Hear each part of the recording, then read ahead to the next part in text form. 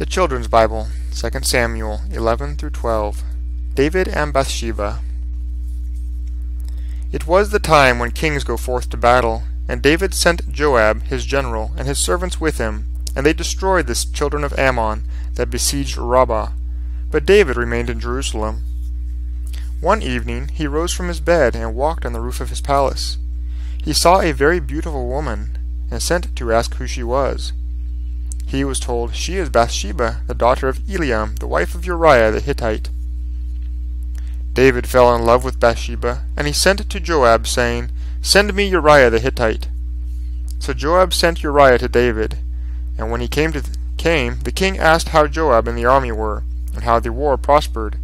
Then he gave Uriah food, and told him to go to his own home. But Uriah slept at the door of the king's house with all the servants of his lord.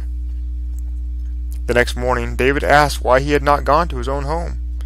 And Uriah answered, "The ark of Israel and Judah live in tents, and my lord Joab and his servants of my lord are encamped in the open fields. Shall I go home to my wife to eat and drink and sleep in comfort? As the Lord lives, and as your soul lives, I cannot do such a thing." David said, "Wait until tomorrow, and I shall send you to go back."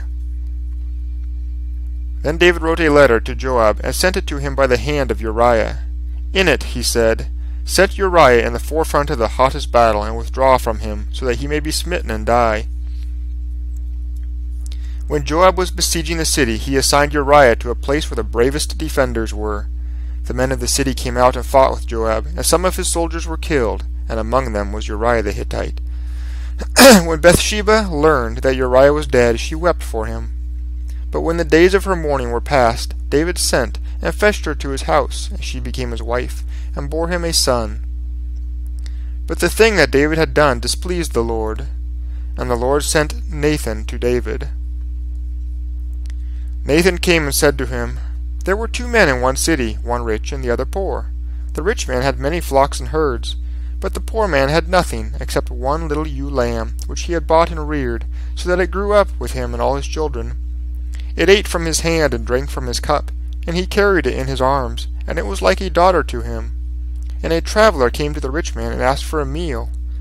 His host spared his own flocks and herds, but he took the poor man's lamb and killed it, and cooked it for the wayfarer."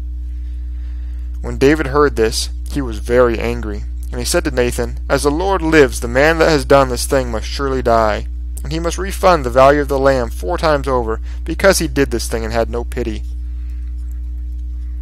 And Nathan said to David, "You are the man. The Lord God of Israel has given you so much. Why have you disregarded the commandment of the Lord, and done evil in his sight? You killed Uriah the Hittite with the sword of the children of Ammon, and took his wife to be your wife." David said to Nathan, "I have sinned before the Lord." Nathan said, "The Lord has forgiven your sin, and you shall not die. But because this deed has given rise to talk among the enemies of the Lord, the child that has been born to you will surely die." Having said this, Nathan went back to his own home. The child of Bathsheba and David fell sick, and David prayed to God and fasted, and lay all night on the ground. He would neither eat nor drink, but on the 7th day the child died. The servants of David were afraid to tell him that the child was dead, for they said, "While the child was still alive, he would not listen when we spoke to him. So how will he be when we tell him that it is dead?" But David saw that his servants were whispering together, and he knew that the child was dead. He asked them if it was so, and they said, "He is dead." Then David arose and washed and anointed himself, and changed his clothes, and came into the house of God and worshipped. Then he went into his own house, and when he required, they set bread before him, and he sat down to eat. His servants asked him, "How is it that you fasted and wept for the child while it was alive, and now that it is dead, you get up and eat again?" And he said, "While the child was still alive, I fasted and wept, for I thought, who can tell whether God will be gracious unto me, and allow the child to live? But now that he is dead, why should I go on fasting? Can I bring him back again? I shall go to him, but he cannot return to me." Then David consoled Bathsheba his wife, and in due course they had another son, whom they called Solomon, and the Lord loved him.